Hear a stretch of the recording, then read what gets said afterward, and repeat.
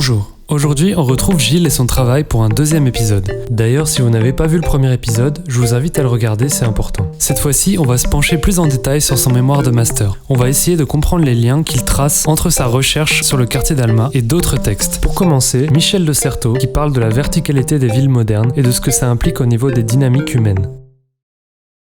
Basically, what he's talking about, it's this moment in history where the idea of the skyscraper, the WTC tower, arrives. So there's this shift in perspective of like being on the street and watching how people interact on like street level, and then going all the way up in a tower and having this look down below, and so seeing the movements and the interactions that people make from a completely new perspective. And so the reason that I talked about his text in the thesis is because I saw a link between how the same way this panoptic view. Petite parenthèse, le panoptique, c'est un système de surveillance de prison qui a été inventé début 19e. La tour de surveillant au centre permet de garder en visuel toutes les cellules, ne donnant aux détenus aucune intimité.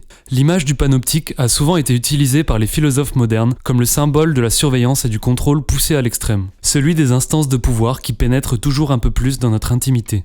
This panoptic view happens from the top of a skyscraper. The university is also implying this kind of like way of interrupting the movement and the structure from a very dominant perspective. But they are not looking from the street view and how people interact in like day-to-day actions and how different layers of structures and how they are set up between very human interactions. But they look at it from above, and so they try to interrupt them with signifiers. They're basically ways of not making you move in a way that is like natural to you or which makes sense, like the structures that people themselves have made, but they make you move in a way that is logical or corresponding to this panoptic view and to this bigger overview that is not organic but like set in a very functional and vertical. Yeah, exactly. Pour résumer, ce que Certeau raconte, c'est qu'une ville prend forme à partir des mythes et des histoires collectives qui sont vécues par ses habitants. Une ville verticale, construite par des promoteurs et des grandes instances de pouvoir, en général, ça donne des environnements froids, peu adaptés à l'échelle humaine, où la surveillance et le contrôle priment. C'est en ayant vu arriver toutes ces nouvelles façons de faire la ville que Simone et Lucien Kroll ont essayé de penser les choses autrement. And so what's important in this is this shift of the architect as like this figure who is making all the decisions and who is in charge of what the architecture looks like, to somebody who is asking the inhabitants and who is really looking and observing the surroundings and including that in the process of constructing architecture. And so for them, that meant looking at the surroundings, the nature that was already here. It meant talking to the students, talking to the neighbors that were surrounding this complex, basically absorbing these interests and these stories that live with the people that will be in this architecture. So it meant, for example, medical students, what did they want? They want medicinal herbs to try their own, make some brews or I don't know, but like it's logic that these kind of stories happen. Or I even read something in his book where somebody was talking about, for me it's important that I can smell fresh bread. So okay, of course, it's a university, we need to have a bakery installed in the complex, which is a very different approach to create architecture from these kind of interactions than to build architecture as an architect and imagining or implying stories, which then also comes back to this idea of like extrovert and introvert, where there is a difference of having these details that translate into structures by these students and by the neighbors and by the nature that is already there, or implying these structures, whether like for example the idea of a straight wall because it's logic to have it there. Yeah. But that can also translate into language and how you use language to direct your audience or the people that come into your architecture, which is this idea of the introvert and extrovert. Krolls are talking about this different understanding of interacting with architecture. And so for me it was very important when I was trying to re-interact or re-engage, reactivate this architecture, that I would also think about like, okay, how do I interact with it? Like, do I interact with it only and directly through language? Or do I, for example, also have attention to the fact that walking and interacting with structures is also a way of writing and is a way of using language? So this is why the walking was very important to me. Also, putting something in language or like translating it directly into words for me then referenced to the way of standardizing the architecture by the university. Like words are restricting in a way or like are giving you a sense of direction without allowing like a full bodily experience, whether it is by the presence of a wall and how close or how far you are, or whether it's the wavy floor plan that is here, which makes you have a different relation to walking and the floor. Yeah, and then there is also the link back to Certeau's panoptic view and how like walking is also a way of like writing urban space, and like how the movements that you make when looked up from above also show how public space is used. Putting words upon it from this panoptic view is basically trying to redesign how these things naturally happen on street level again, this idea, you know what I mean? It's been a precise decision to use these different textures, but sometimes what happened also for structural reasons, a part of the architecture had to shift or had to be further. They would leave this part of the process visible, which is very interesting because for me, this is something that most architects would try to hide. But here, this was like a benefit. And for me, this is also why I see them more as artists than as architects. And the architecture is a full story. It's not like a finished product. Architecture is something that builds and it grows. Yeah. Oui, d'ailleurs, on peut voir à différents endroits du quartier des tentatives des architectes pour enregistrer des motifs végétaux. Ici des branches dans le béton, là des colonnes qui sont en fait des troncs d'arbres moulés, là des fleurs peintes sur les vitres de sécurité. On pourrait trouver le style de ces motifs un peu daté, ça témoigne de leur volonté de faire d'Alma un quartier ludique et riche en détails. Maintenant, on va s'intéresser à Walking Lab, un livre écrit par Stephanie Springay et Sarah Truman, deux chercheuses australiennes et canadiennes qui utilisent la marche comme un outil de recherche. En quelques mots, elles s'inspirent des théories queer et de la transmatérialité pour construire leur méthode de walking with, ou marcher avec un endroit, une façon d'aborder les lieux comme des événements, des matières vivantes et changeantes. Leur pratique est super intéressante et on s'y attardera dans d'autres vidéos. Voyons comment Gilles connecte avec ça.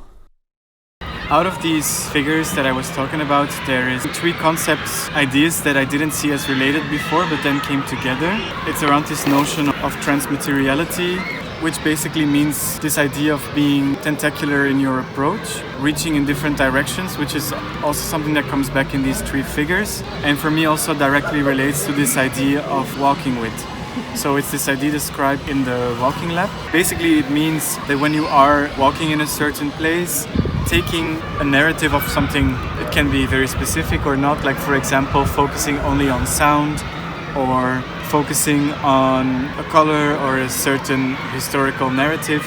And by focusing on this, it means that you can approach a space in like a different narrative than you would enter it normally from your own background. This also talks about to what Deborah Solomon talks about in her text. Well, she's done a specific research in Amsterdam and in the green zones over there. And so how we have produced this view of nature as like something that is part of architecture and that is only like visually pleasing, especially in cities. What she is like basically striving for is like a nature that is also in the same way as this panoptic view is going out of this one dominant narrative, but that is going into a more horizontal, less vertical way. It's talking about nature in a way that is basically not for only like humans to use. She also talks about this more than human approach, which could mean, for example, that you grow certain plants that would regenerate the bees or the other insects, but it could also mean that humans cannot take everything because then we're in the same narrative, but can take small parts of this and take part in like an ecosystem so that it's more than this visual pleasure taken from nature.